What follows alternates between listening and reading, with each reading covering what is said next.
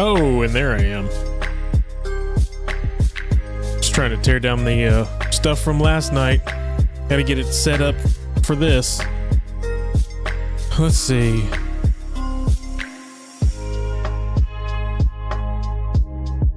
Yeah, me either. I'm also not a fan of how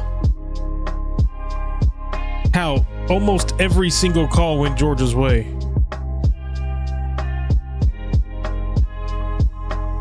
All right, I have not looked at this. I don't even know what this is about. I did hear Joseph do his stream earlier. I popped in a little bit. I heard him saying something about AWS. I just saw that Tyler was the one that actually did today's. So why are we not? There we go.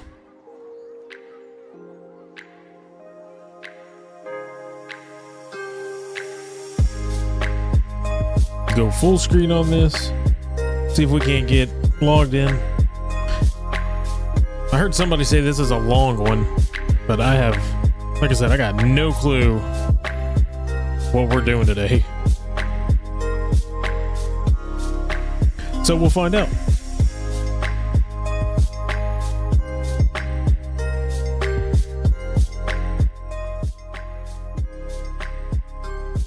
All right, let's go ahead and get started. Let me scroll up.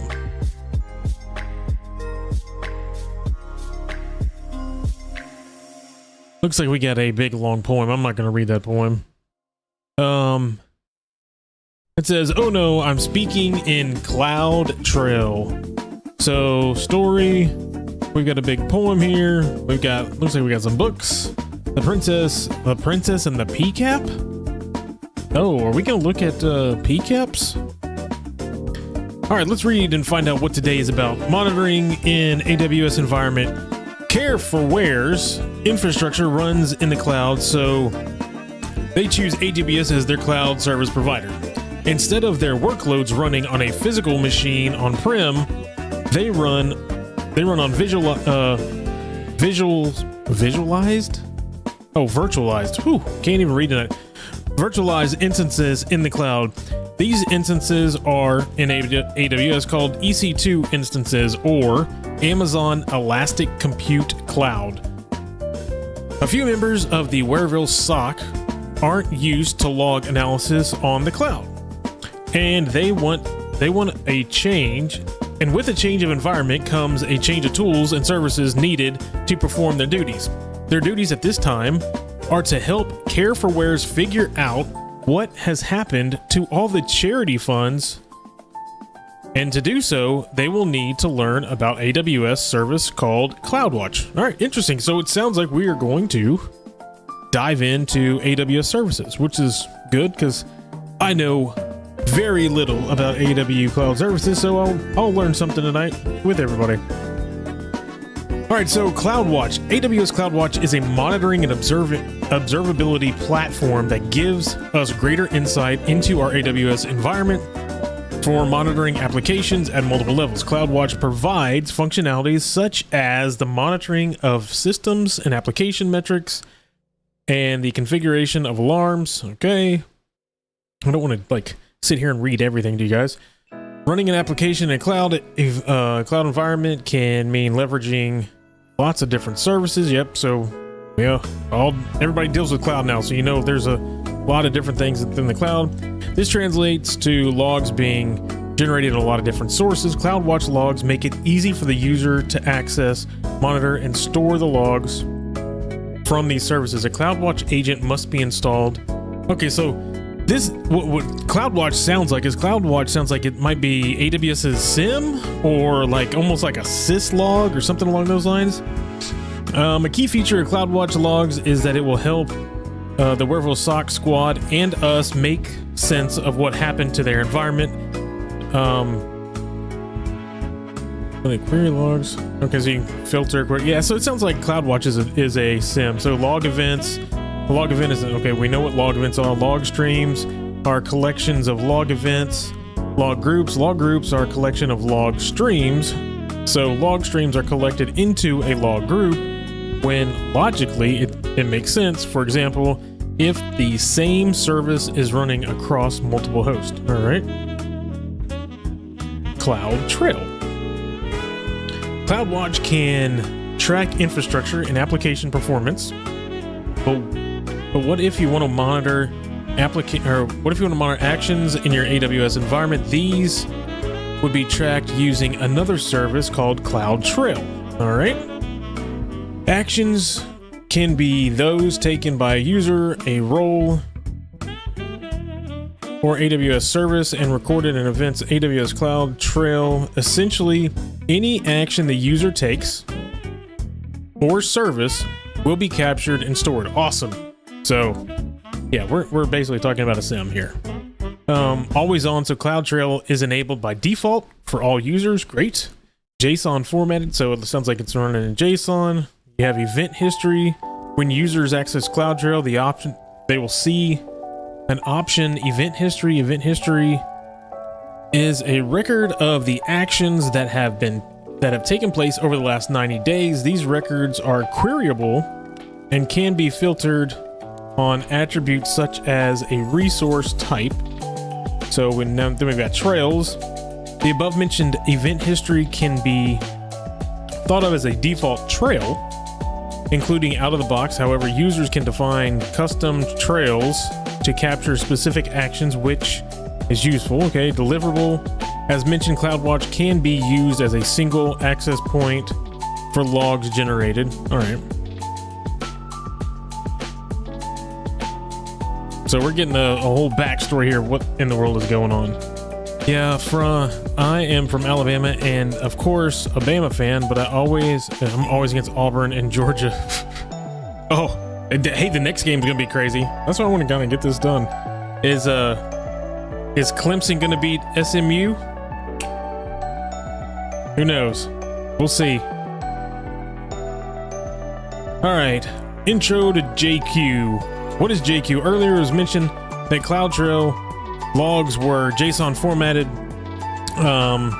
When ingested in large forms, a machine readable format can be tricky to extract meaning from, especially in the context of log analysis. The need arises for something for us to transform a filter that JSON data into meaningful data we can understand and use to gain security insights. That's exactly what JQ is and does. Similar to command line tools like SED, awk, and grep, JQ is a lightweight and flexible command line processor that can be used on... Oh, sweet. Okay. So how can it be used? Let's take a look at a JQ transformation of a JSON filter. It looks like it's kind of putting it into maybe like a table or something. Book titles. So we have book title, book title, book title, genre. So those would be our columns, and that would be our... Those would be our rows here. Cool. JQ takes two inputs, the filter you want to use followed by the input file. We'll start with the JQ filter with we start our JQ filter with a period, such as just to tell us. From here, we want to access the array stored in JSON. Okay, the command above would result in this output. So if we had the command JQ, so we're running JQ and then period and then the brackets, which is basically just an array, and then book list, it would pull this out. So it's basically just making an array. Once we've accessed an array, we can grab elements from that array by going one step deeper. For example, we could run I keep wanting to say jQuery. Hey, you know what? So I'm reading this, but my mind is all up on college football right now. I'm interested to see what's going to happen tomorrow, right? Because if Clemson wins, that whole bracket's going to get screwed up. Where does Texas drop? How high I mean, now you have to say that Georgia's above Texas. So does Texas drop to 5? And if you actually look at the bracket and you have 2 and 5, 2 and 5 play each other in the second round. So you could have 3 times Texas and Georgia play each other 3 times right away, and it would be in the second round. And those Texas and Georgia are probably the top 2 teams. I'm not throwing anything or throwing any shade to Oregon, but they haven't really played anybody. Come on. All right, back to this. People are going to come back and watch this like, oh, I'm going to go see what this guy's talking about on day 7 and get his walkthrough, and then they're going to hear me talking about football. Ugh. Okay, once we've accessed the array, we can grab elements. Okay, so basically what it looks like here is we've got JQ, then we've got our period to run it, and then we're going to create our array, and then it looks like we're piping, and we're going to say dot book title, which is going to give us just a book title. I wonder if we just put a comma in there if it's going to run something better. So we'll see that. Well, that looks a lot nicer, isn't it? Okay. The particular case, now let's kind of dive into this. The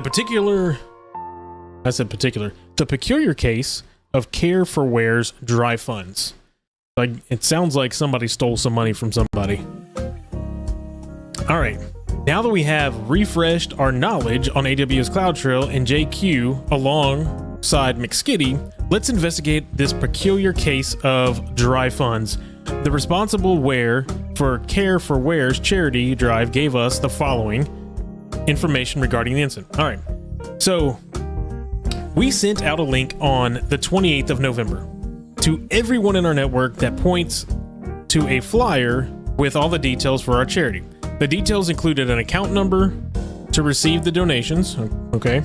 We received many donations the first day after sending out the link, but there were none from the second day on. Oh, okay. I talked to multiple people who claimed that they have donated a respectable sum. One showed his transaction, and I noticed that the account number was wrong. Ooh, hold on. I checked the link, and it was still the same. I opened the link, and the digital flyers was the exact. Okay. All right. So it sounds like somebody has gotten in on the back end and changed where the money is going to. McSkidy recalls putting the digital flyer Wareville bank account QR PNG in Amazon AWS 3 bucket named Wareville Cares. Let's assist McSkidy and start by finding out more about the link. Before that, while we're reading this, let me go ahead and start this machine. Oh, go away.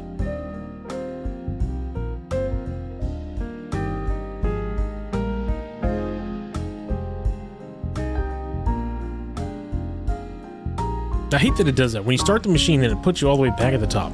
We got our peculiar case. Okay. McSkidy recalls putting the digital flyer, so we talked about that the day after. Before that, let's review the information that we currently have to start our investigation. So it sounds like we're going to kind of be doing an IR investigation, incident response. The day after the link was sent out, several donations were received. Awesome. Since the second day after sending the link, no donations have been received. A donor has shown proof of his transaction that was made 3 days after, so it sounds like the website is still working and donations are going through, but apparently they are not going to the correct account number. McSkidy put the digital flyer in an AWS S3 bucket, or S3 object, named Wareville bank account QR.png under the bucket Wareville Cares. The link has not been altered. Okay. So if the link has not been altered, maybe the file has. All right, so today, what do we need to do? Do we need to start attack box? No. Do we need to start a VM? Is there a split screen available? All right, so dang it. Sounds like I actually have to use the attack box. Fantastic. Or not the attack box, but the machine. Fantastic. Let me go back up here because they did not give us a, and we're still waiting for it to come up. All right, let's make this bigger so everybody can see.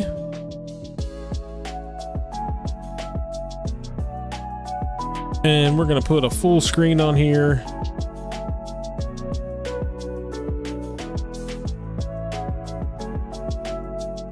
I'm gonna exit this split screen. Is this still gonna work? Yeah, it should work.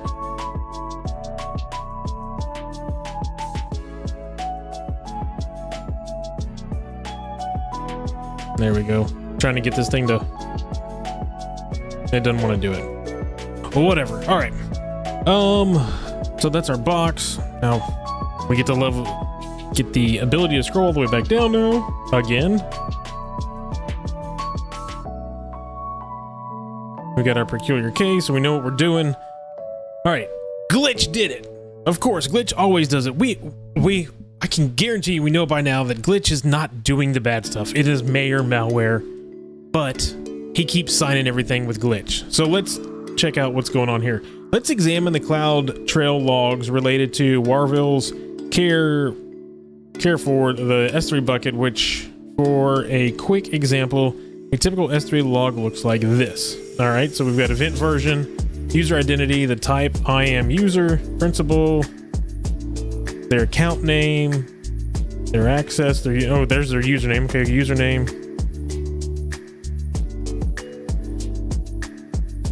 Okay, this is going to kind of break it down. It might be a little overwhelming to see all this information, but we can see this. All right, the user identity details the user account, the event time, so when the event occurred, event type, whatever it is, whatever that event is, the source, so from what service it was logged from, got it. The event name, so what actually occurred, the IP address, the user agent, so what user agent was performed and what action, so it looks like Firefox, and yeah, and then the request parameters is the bucket name. Perfect. By using the guide above, we can read the example follows. Okay, the I am user Warville collector listed all objects, okay, named AOC Cloud Warville. The IP address from this request originated in here. Perfect. The user agent indicates that the... Wait, are they just talking about in here? Oh, yeah. Okay. So they're just talking about reading through the list. Perfect. Okay. Now that we know what we're looking for, let's use JQ to filter out the log events to where the goal in this same element. Start the terminal on the desktop and enter these two commands. All right. Let's go ahead and start that terminal. You guys tell me if you can't see it.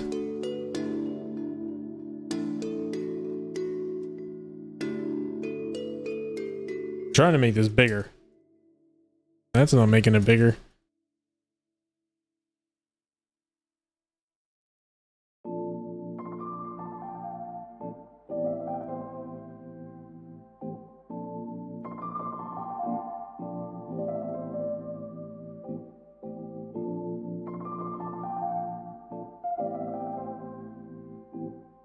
I want y'all to be able to see that that is tiny.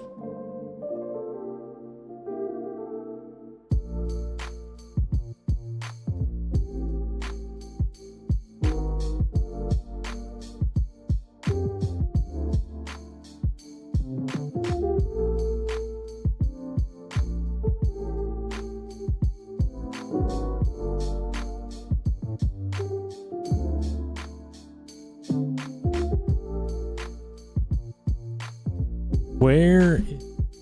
This is why I like to set everything up before I go live. Sit here. Oh, there it is. There it is. There it is. Use system font. No, do not use a system font. Let's make this bad boy bigger.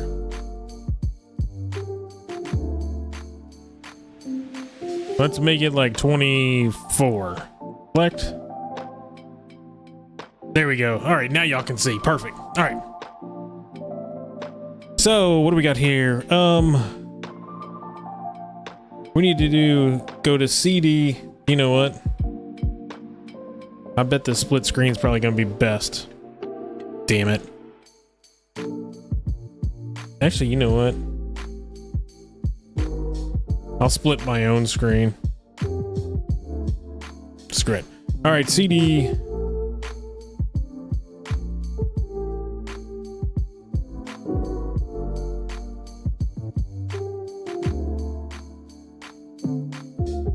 Let's do this. LS.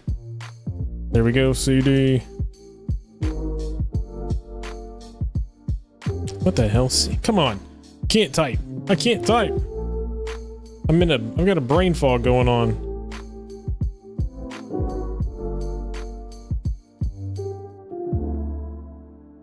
All right, what's it want us to do now? So now that we've done that, we're gonna do ls. We're gonna see our lists.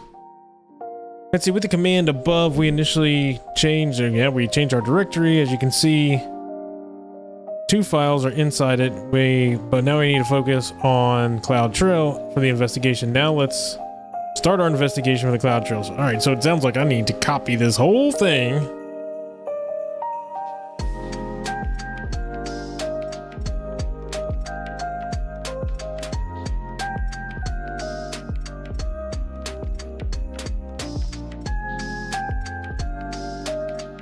Then we're going to put that in here. All right, now we see our logs.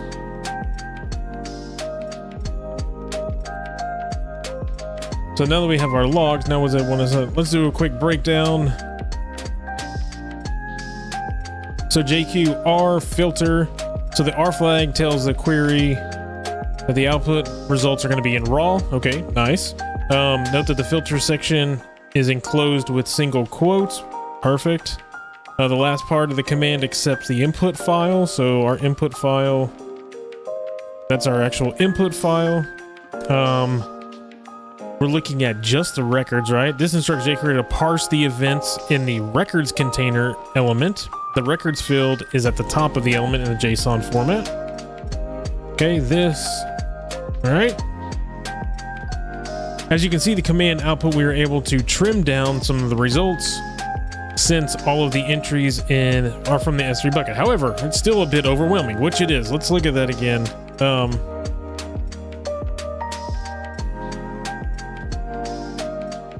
I want to keep this all together.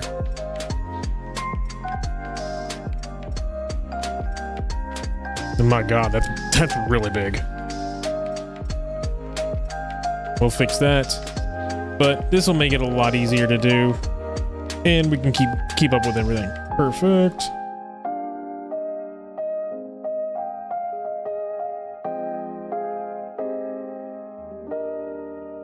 So we looked at our logs.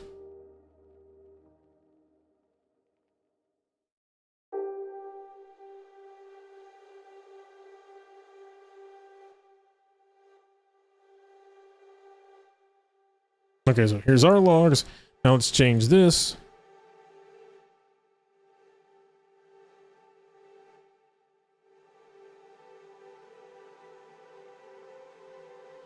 Hopefully everybody's having a good Saturday.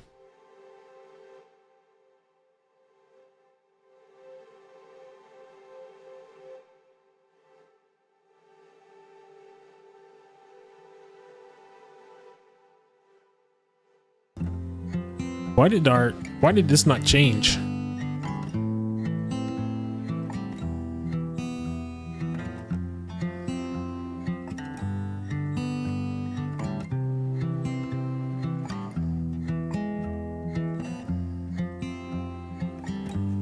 Is it not changing because I have everything so big anyway? So it looks decent.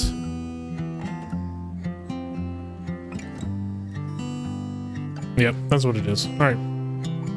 Okay, so this should work. All right, so we have our filter. So we did our quick breakdown. We looked at that, and as we can see, so here's our command that we had over here. And when we ran this, we've got a lot of inputs in here. That's it. Man, we have a lot of information in this log. Okay, let's scroll back up to the top. Not a bad Saturday. So, look here. Oh, I do see something that says qr.png in here. We see that it's a Wareville Cares bank details, Wareville bank account. Okay, so here is our. That's what McSkidy was looking for. This is where it's going to be at. This is going to be the bucket that it's in. All right, as you can see, the command output, however, is still a bit overwhelming since all the fields are included in the output. Let's define it. Okay, so by looking at this, we can define what we've got here.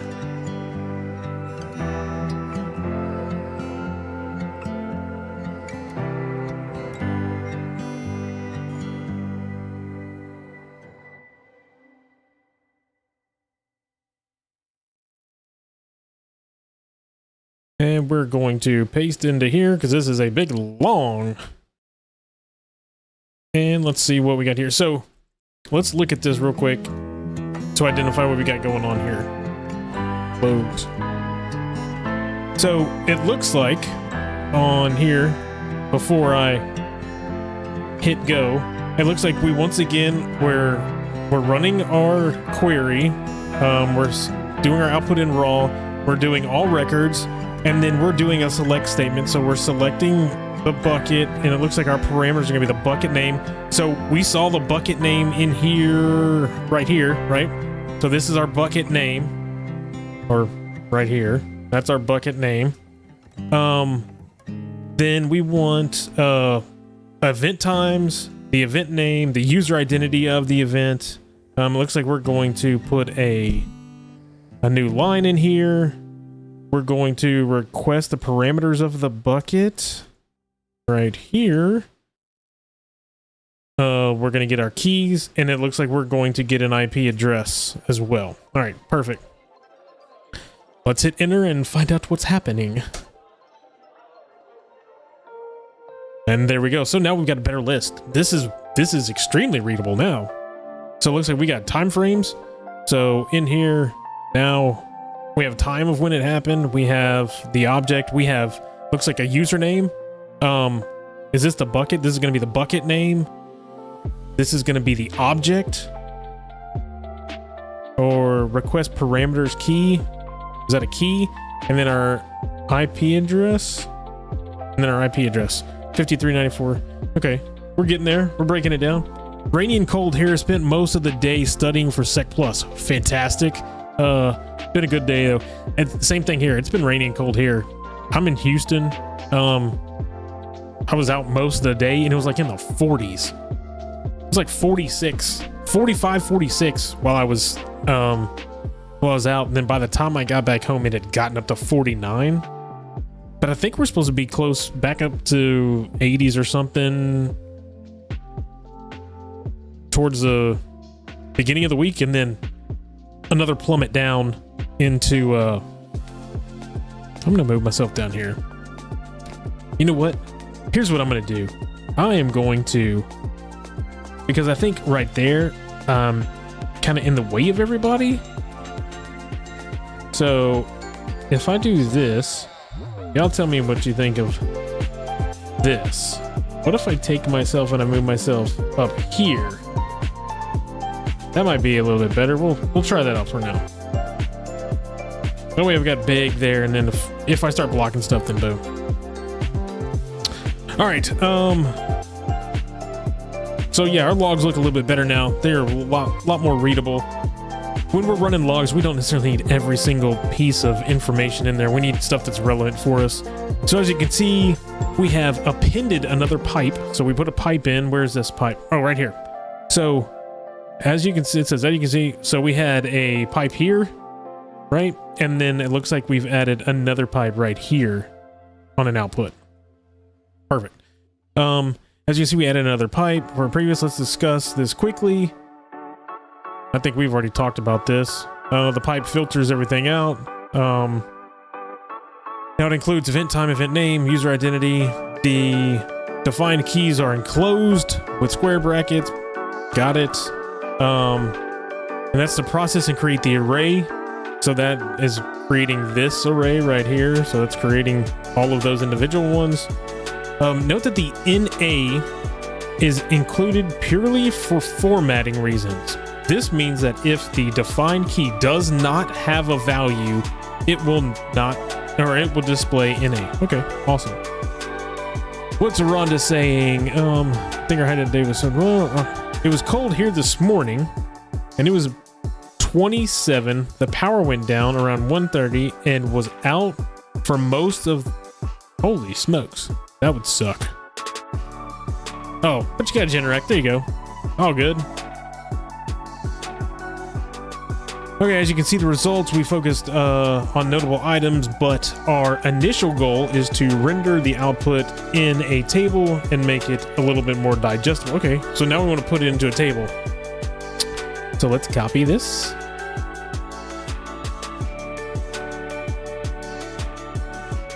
And I can already kind of tell what we're doing here.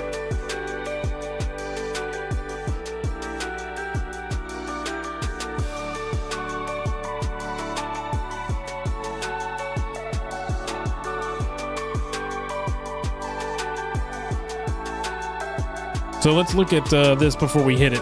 We kind of got the same. So we have pretty much the exact same thing going on here. Same. We've got our event time, all of this stuff. We've got our pipe in here that we're piping everything in. We've got another pipe in here. And then now what we're doing here is we've introduced a new pipe that is going to TSV, which I'm going to guess it's gonna be like tab separated value, or I would say table, but I'm gonna go with tab separated value. Looks like it's got another pipe over here to a column T. Let's kind of see what they said. So we already know what all this is up here. This sets a line to tab separated value. There you go. Column. So it takes the output of the jQuery, resulting in columns into the tabs. Okay, so basically it's gonna dump a table. All right, so let's go ahead and hit enter over here and let's see what we get.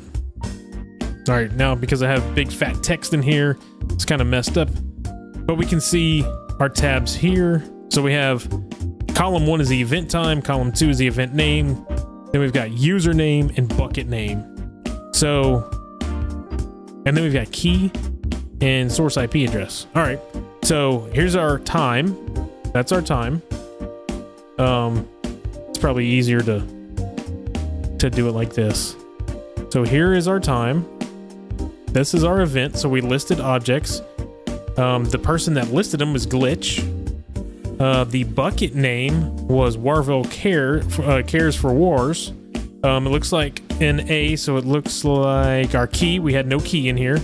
And then the IP address looks to be 5394.201.69. All right. That's a little convoluted, but I don't want to make the text smaller because it's harder to see. I want to keep it big so all of us old people can still see. All right, our craft note. Our crafted command lets us summarize the S3 activities from CloudTrail log. Now that we have crafted a JQ query, I don't know why they call it JQ query. Why don't they just call it jQuery? Because I'm assuming this means like JSON query. Crafted a JQ query that provides a well-refined output. Let's look at some of the results observed in the events. Based on the columns, we can answer the following questions to build our assumptions. All right, so how many log entries are related to the Warville Cares bucket? Well, on this query, there's only 5. Oh, okay. Thought they were going to start asking me questions I had to put in here. Which are initiated most of these logs, or what initiated most of these logs? It looks like Glitch initiated most of these logs. Which actions did the user perform? The actions was basically listing objects, put objects. Oh, put, there we go, right here. Look at this. Glitch put an object, and what did they put in there? They put in the Warville bank account. Interesting. And there you go. So on the 28th, they put it in. This seems to coincide with the information that we received about no donations being made 2 days after the link was sent out. All right, I think we're on the trail with McSkidy here. So McSkidy is sure that there was no username glitch before the system, or in the system before. There is no one in the city hall with that name either. All right. The only person that McSkidy knows with that name is the hacker, who keeps to himself. McSkidy suggests that we look into this anomalous user. All right, has McSkidy fooled us? Or was McSkidy fooled? McSkidy wants to know what the anomalous user account has been used for, when it was created, and who created it. Enter the command below to see all of the events related to the anonymous user. we can focus our analysis on the following questions. What type of event occurred, right? When it occurred, where did it come from, and what did it? All right. So they give us our big long query that we can do. So we're not gonna break down these queries again because we've already kind of looked at them. These are just going to be the same, and all we're going to be doing is breaking down information, or changing the information that's going to be output on here.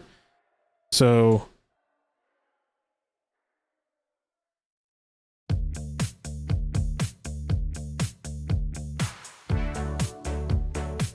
hey, paste.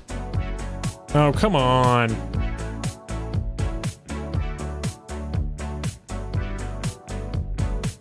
So now we got our everything pasted in. Let's go ahead and enter. Let's find out what's... Oh, now we got we got a bigger list here. All right, the results show that the user glitch mostly targeted the S3 bucket. The notable event was the console login. So let's see, we've got... I like how this is kind of set up. So we have a console login here. We only have one console login though. Get cost and usage. List buckets, describe. Go away, go away. So we have one console login entry, which tells us that the account was used to access the AWS Management Console using a browser. Okay. We need to dig a little bit further if they used a browser. We still need information about what tool and the operating system that was used. Let's review the user agent value related to these logs, all right? So let's copy another thing here. We got another query that we're gonna look at. You know, in all reality, this is a daily job. This is truly something you do daily. Like an event comes up, you find something and you're like, what the hell is that? Where'd that come from? So you start doing this exact thing right here. You start digging in. Oh, where did it come from? Oh, here's an IP address. Where is this IP address out of? Is this IP address out of the United States? Is it out of the United States? Do I allow IP addresses from out of the United States? Is it coming from an IP address that I'm familiar with? Use this stuff all the time. All right, let's go ahead and enter. Now we got a lot of stuff in here. All right, this is just dirty, so I am going to have to... You know what? I'm gonna go full screen on this one. Let's see here, because this will probably... I think what I'm gonna do is I'm gonna do this. I'll leave the split screen up over there, and then I'll keep the full screen up over here, but we are going to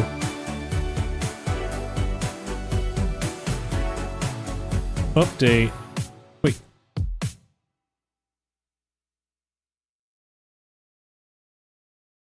Yeah, we'll update this. Let's make this bigger.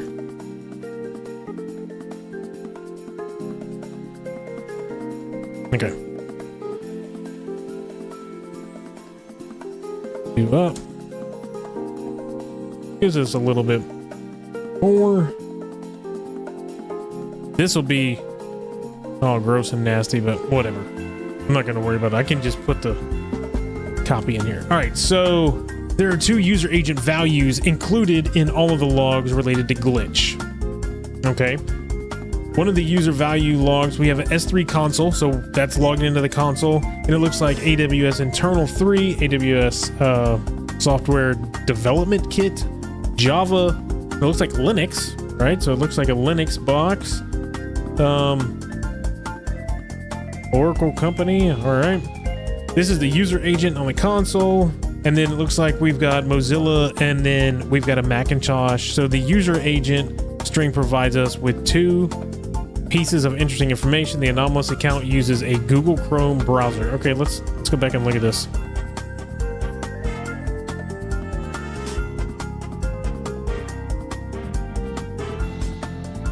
Are we seeing this? Okay, yeah, we see that right here. So where'd my mouse go? There it is. So in here,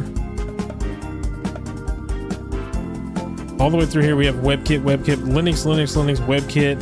And then we look over here and it looks like we're seeing Chrome installed here or running here. And here's your Macintosh.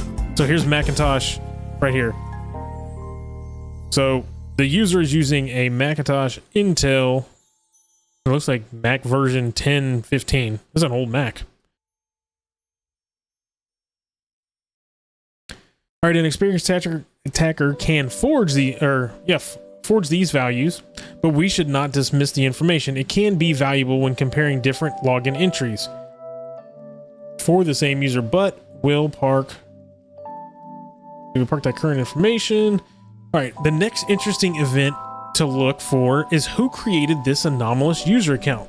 So to do that, we need to filter all IAM or identity access management related events. And this can be done by using the select filter dot event source equals IAM AmazonWebService.com. So here are the questions. What event names are included in the login entries? What user executed these events? And what is the user's IP address? So they give us our query that we can run. So let me copy this. And we're going to throw it into here. Now that it's in there, now we'll come over here and we'll paste it. Now let's see what we get.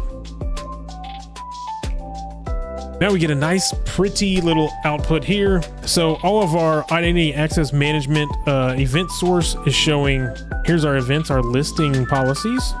So we got policies listed. We've got get policies, list policies, get the policy, list the policy, create a login profile. Okay.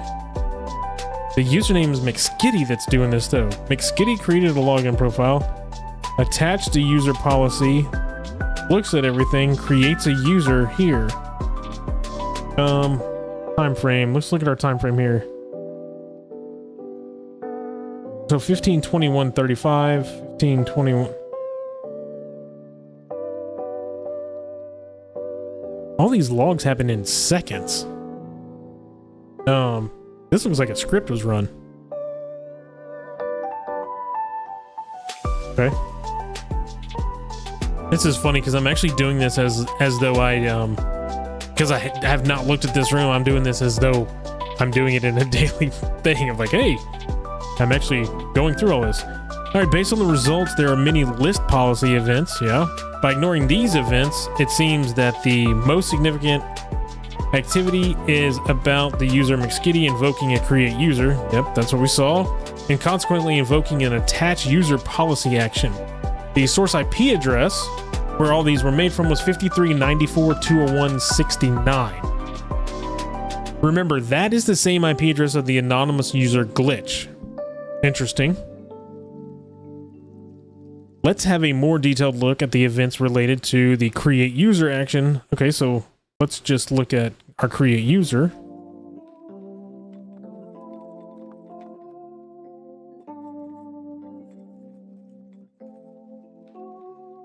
So our new thing is now we're just going to look at the identity access management and the event name CreateUser on the CloudTrail. Let's see what we get. So now we're looking at what we looked at originally, right? Just the straight up JSON. We're not throwing tables, we're not doing anything to it. We're just looking at these records. So the type is identity access management user. It looks like we got McSkidy here. MFA authenticated, false. So no multi-factor authentication in here. Username, anything. So we have an account ID of 0717. It looks like it was done on the in the southeast section of AWS. So that's the data center.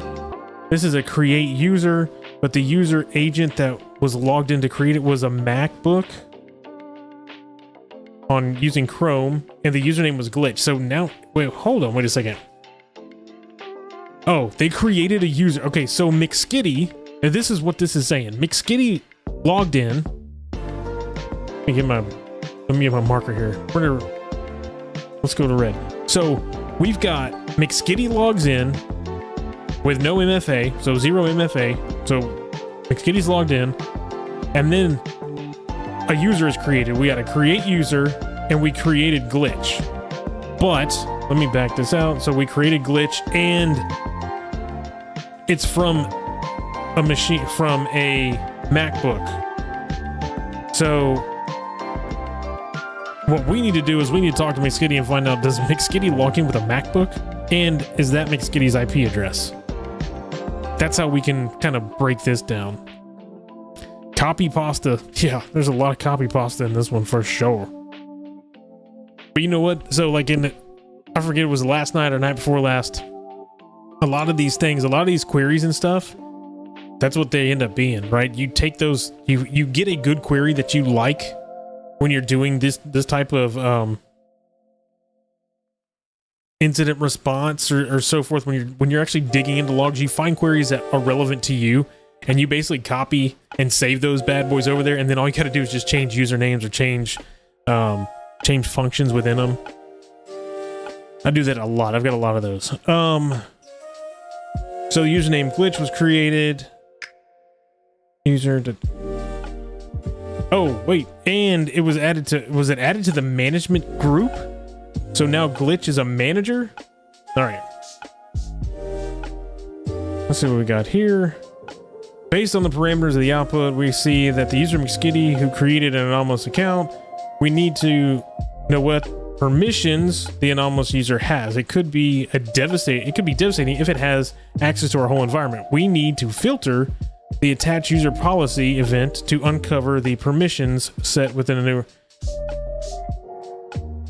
Okay, so now we'll filter this. More copy pasta.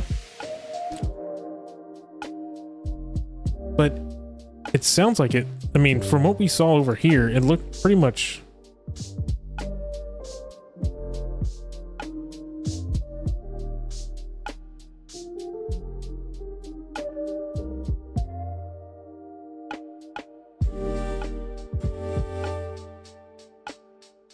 Let's see, we got, is there anything in here that's showing us? So user McSkidy, policy administrator access. There we go. So that user was given glitch was given administrator access. So glitch has now full admin access to everything. Yay, we've been pwned.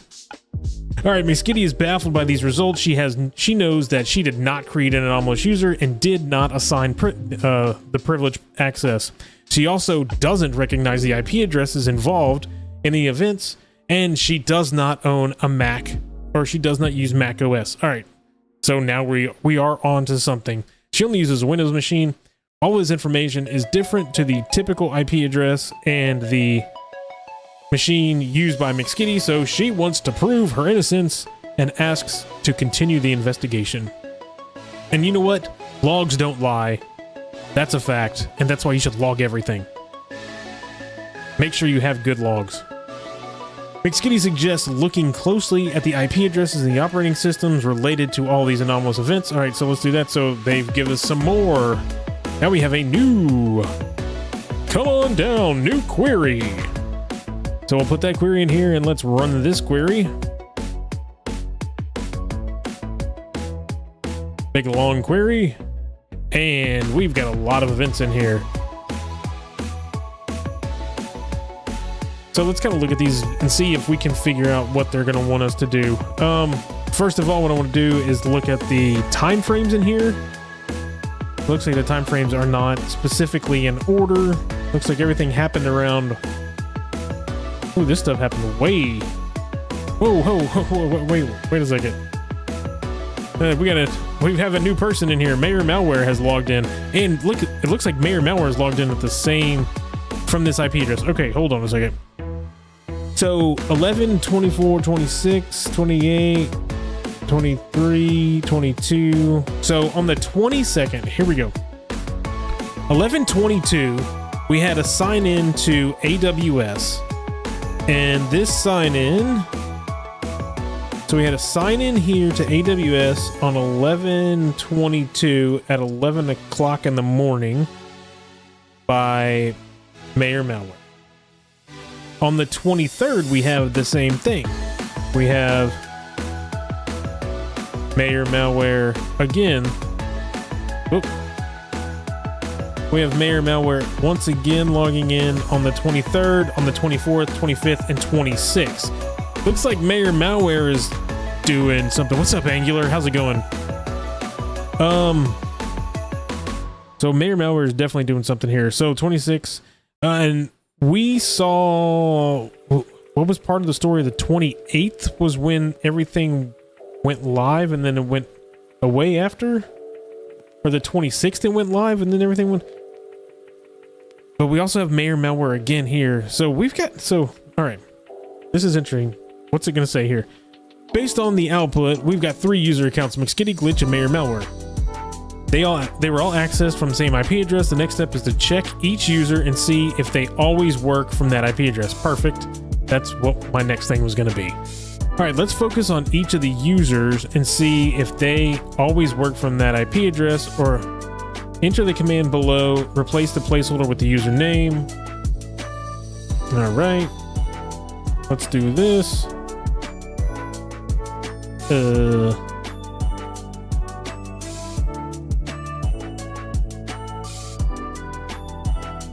Let me pull this up. This will make it a lot easier to do. I don't know if y'all can read these.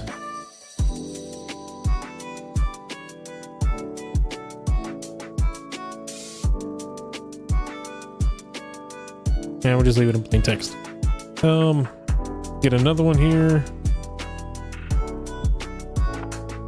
Username. So we want to put McSkidy here.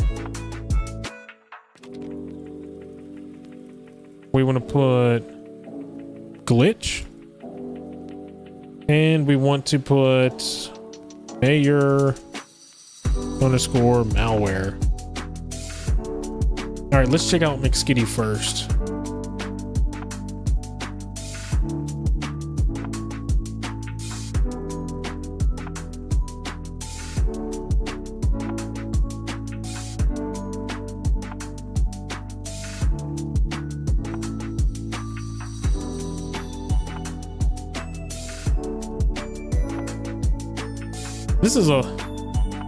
This is a fun room, but man, this is a... I agree, there's a lot of copy pasta on this thing.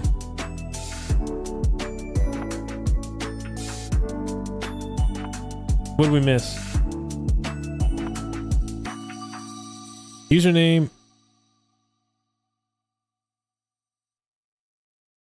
Do I need to put in the source IP? Okay, I need to put the source IP. So our source IP is 59. Let me do this.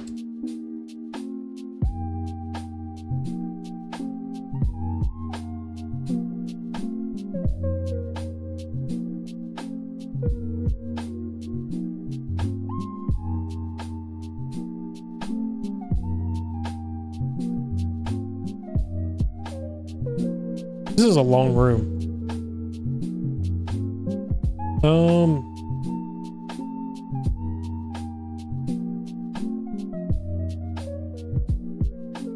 Where is it at? User identity.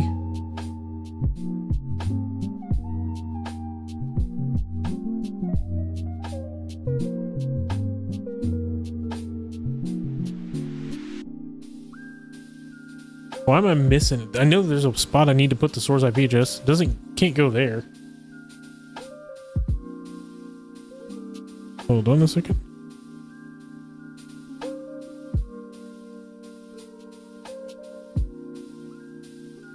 Select user identity, username.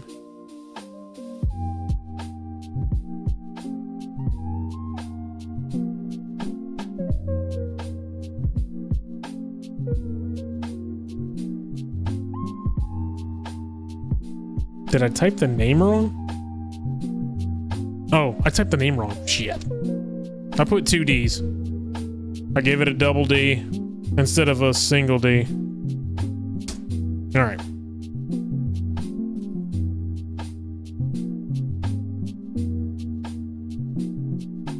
Is everybody else doing this? Am I the only one? Or are you guys actually doing try hack me?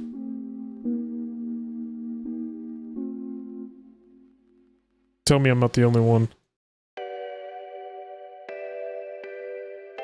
Okay, there we go. So now we see McSkidy, and we do see a login. All right, here's where our anomaly comes in. So we've got McSkidy. Looks like McSkidy logs in from 31, 10, 15, 69, and then all of a sudden we've got this 53 on here. So there's something to that one. Glitch. I'm going to assume Glitch has never logged into this except for that one IP address.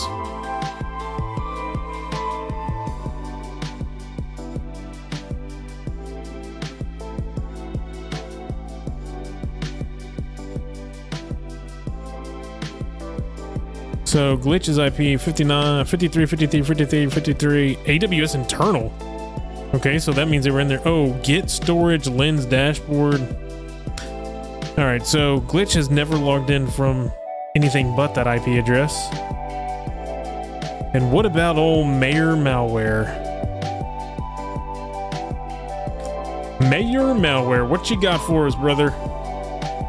Angler, I'm trying to do it, but the attack boxes have been pretty awful lately, and I can't launch a VM from this backup machine. Oh, well, that sucks.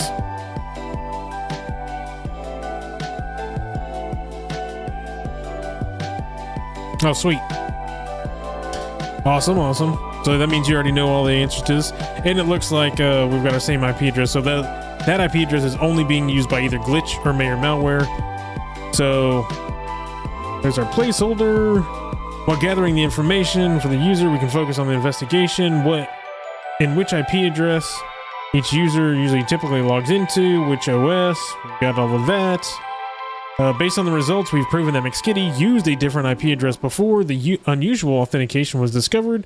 Moreover, all evidence seems to point towards another user after correlating all the IP addresses the user agent used by each user. Who do you think it could be? McSkidy has processed all the investigation results and summarized them below. So here we go. We've done all this, we looked at it. It looks like the IP address with the bad McSkidy login is 5394.201.69. Shortly after that, a new user account named Glitch was created. That was given admin rights. The Glitch account was then accessed the S3 bucket and replaced the Warville account, which we saw that. The agent used to log into Glitch, McSkidy, and Mayor Malware accounts were all the same. The user string and the IP, the source IP address of the recurrent logins by the user McSkidy are different. So there is some definitive evidence. So McSkidy suggests gathering stronger proof that the person behind the incident. McSkidy suggests gathering stronger proof that that person was behind the man. That read weird. Luckily, Warville Bank cooperated with us to provide their database logs from their Amazon relational database. They also mentioned that these were captured through their CloudWatch, which differs from the CloudTrails. Okay, as they are not stored in JSON. For now, let's look at the bank transaction stored in the Warville logs. Perfect.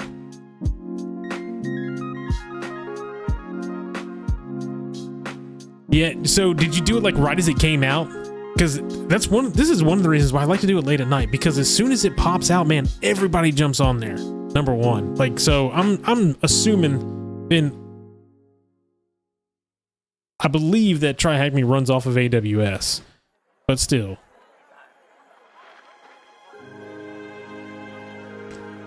But they're all released at 10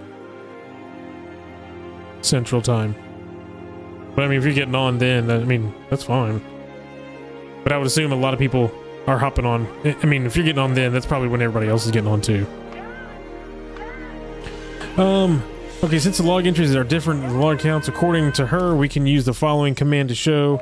Note grep. Oh, we can use grep to do it. Okay, so we're going to grep insert RDS log. Oh, we need to be in the wherever logs. Okay.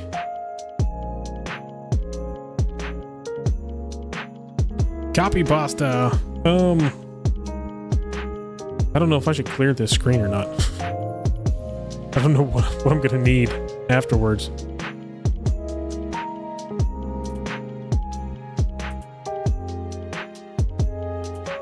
All right. So now we got lots of bank accounts. I'm seeing bank accounts. Careware funds, yay! The amounts of values. Okay, from the command above, McSkidy explained that all the insert queries from the RDS log pertain to who received the donations made by the townspeople. Given this, we can see the input, or we can see the output. There are 2 recipients of all the donations. Ooh, there's two recipients.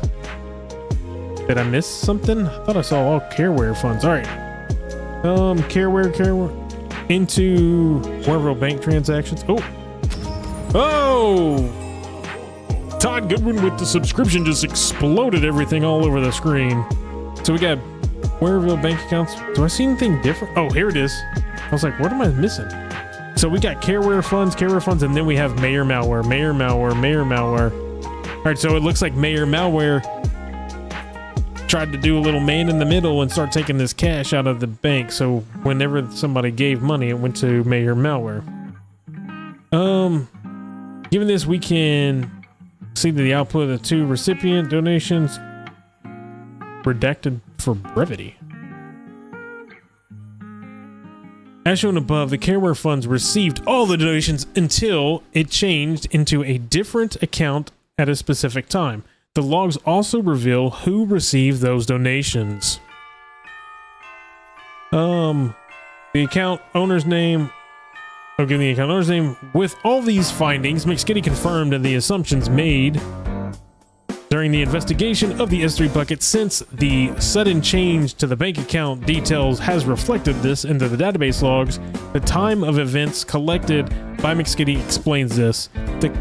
The connections of actions conducted by the culprit. All right, so I'm gonna just throw this out here. We just did all of these logs. We looked at all this log, like all these logs, right, in our AWS.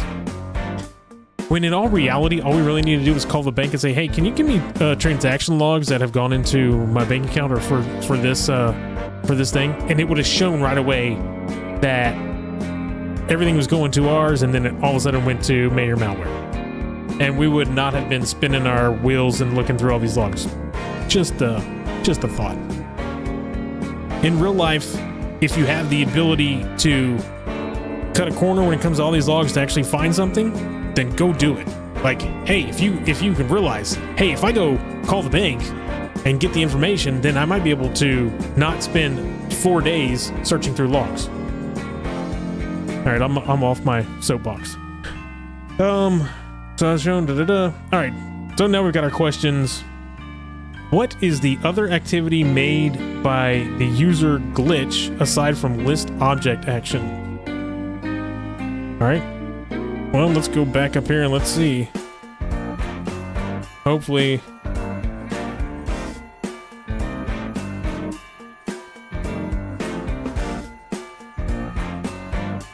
That's all McSkidy.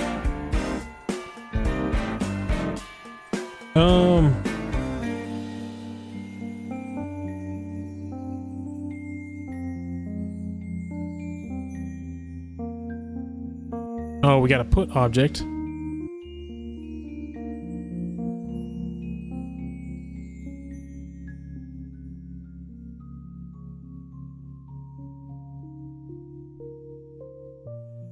What is the source IP address related to the S3 bucket activities of the glitch user? Oh, well, that's the same. That's the IP address that everything was in. 539469.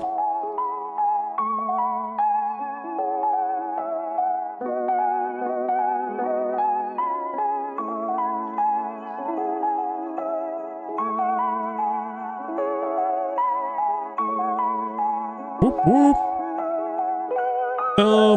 Based on the source or the event source field, what AWS service generates the console login event?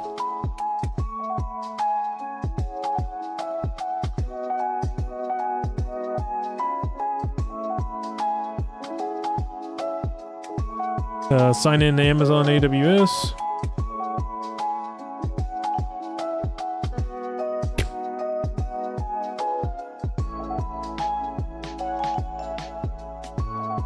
You know, these are fun rooms, and this is stuff, like I said, this is stuff that I do a lot of. I do like it when there's more red team type of attack stuff, and I'm actually learning stuff. I mean, I'm not trying to knock what's going on here, and this is a fun story, but we're on day 7, and we are still hammering out logs. We have been logging. I mean, there's a lot to this, but we've been looking at a lot of logs. When did the anomalous user trigger the console event log? Guess we're looking for a time frame. The console login event. So what time?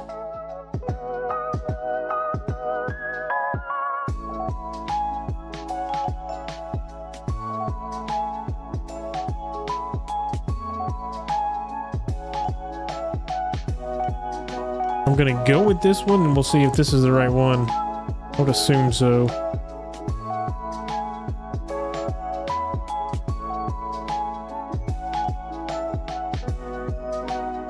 No. All right. So which one is it that they want?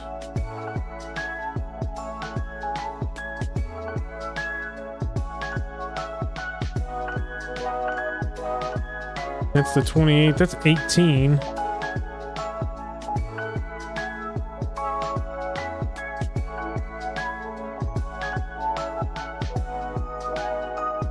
Let's go with this first one. Let's see if there's one on the 22nd.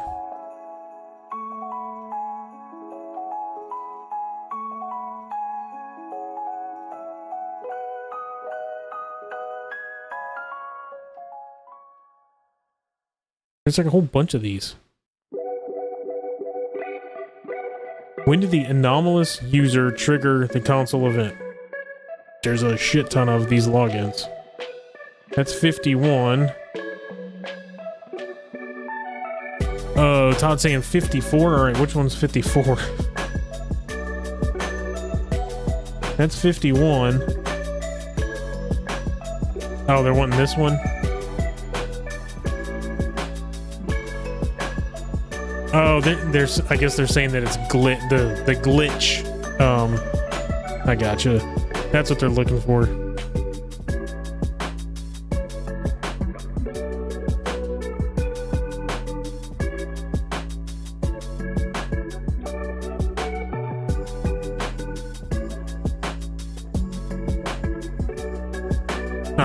Awesome.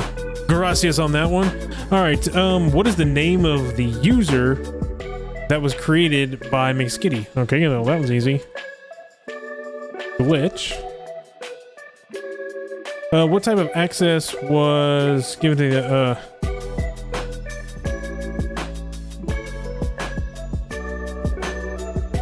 No, come on. Who's what was the whole...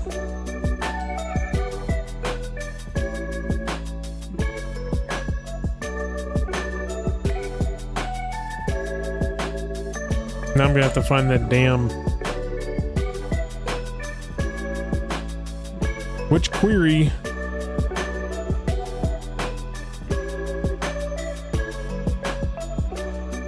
Are you kidding me? You have to put access on the end? Okay.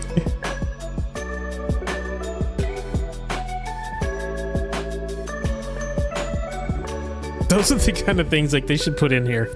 If they type administrator or administrator access or administrator space access or come on. Which IP address does Mayor Malware typically use to log in? Well, that's the same one that we've been looking at already. Did not. Come on, give me the 59.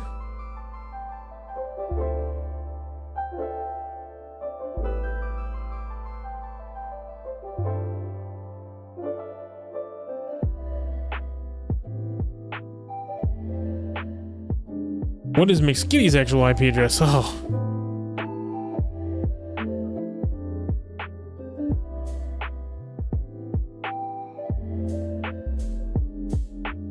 Man, y'all aren't kidding. These boxes are slow.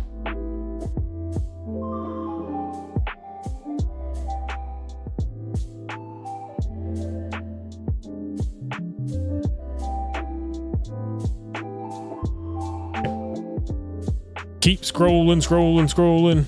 There we go.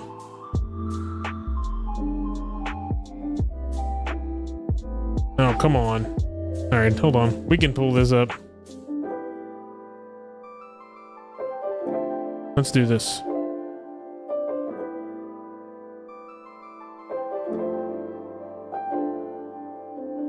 Keep scrolling, scrolling, scrolling.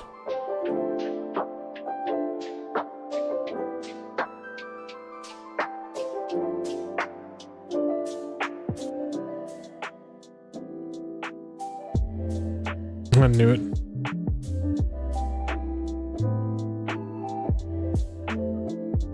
This is why I don't like. I want it to be in a freaking. I want to be able to get into the box. I want RDP into the box. 31.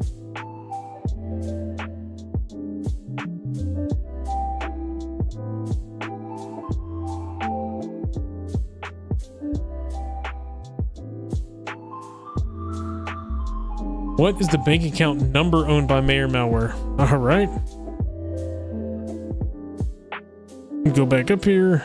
Hopefully it's still in this. All right, it is.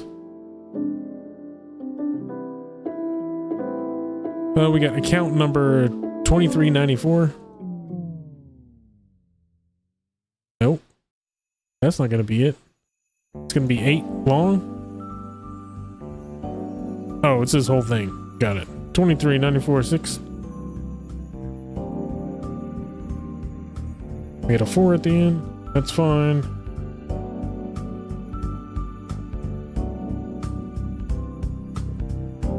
Ta-da! All right, everybody hung with me long enough.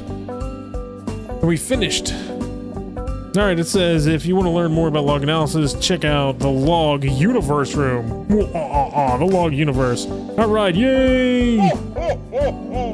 We finished the room. Let's see. That was fun room. Just, man, a lot of, like y'all said earlier, a lot of copy pasta. Tons and tons of it. Cool room though. I did like the way that it did go through. It did explain what you were doing. It showed the JSON, showed tools you can use to break down JSON. So that, to get it into something more readable, that was cool. Fire. Man, we had some fire last night, didn't we? Anybody in here? Who all was here last night with a fire that happened after the stream? The after hours stream. All right, want to learn more about log analysis? Perfect. Good. We've got everything. Everything was completed and finished. Man, tomorrow's football. We got NFL tomorrow. Well, I'm gonna say this. You guys have NFL tomorrow. Houston, I think we have a week off. So, whoever watches football, whoever's a sportaholic like I am. Rhonda said, oh no. Oh, Rhonda said she was there. Brandon Maverick was there and it was awesome. Control Shift V, that's what it was all day long today. Room completed at 100%. So tomorrow we got day 8. And we'll be golden. It's fun going through all this, learning it, showing everybody. Niner fan here, but not our Man, Todd, I don't know what happened. Is it the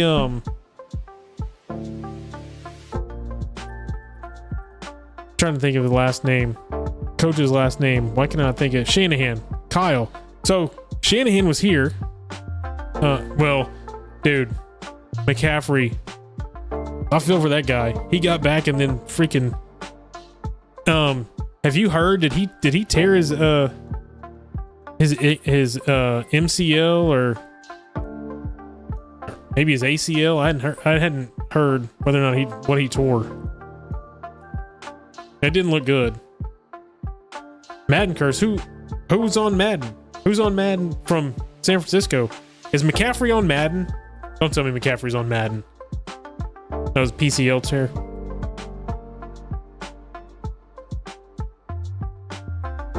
Yeah. If you're an NFL player, you don't ever want to be on Madden. Jesus. There you go. Madden curse. It never fails. It never fails. Never fails.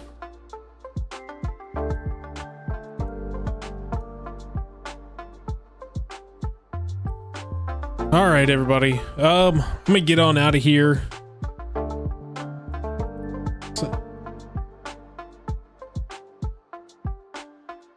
Yeah, I just realized this whole time, I'm glad y'all hear me, but I just realized this whole time I was streaming and had my mic going through this. So when I was talking, I was screaming over the music the whole time. Hopefully that was not horrible, because I didn't have my mic flipped on to where the ducking turned on to where it would turn the music down when I talk, so I don't have to scream over it. It doesn't sound like I'm fighting the music for what's going on.